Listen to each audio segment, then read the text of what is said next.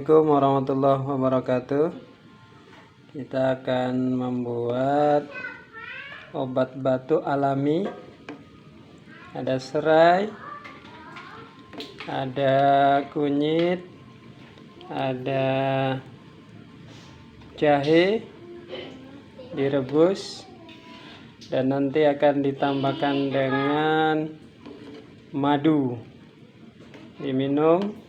Mudah-mudahan batuknya reda, dan ini obat COVID. Mudah-mudahan bagi yang terpapar mungkin bisa mencegahnya atau mengobatinya dengan obat herbal ini.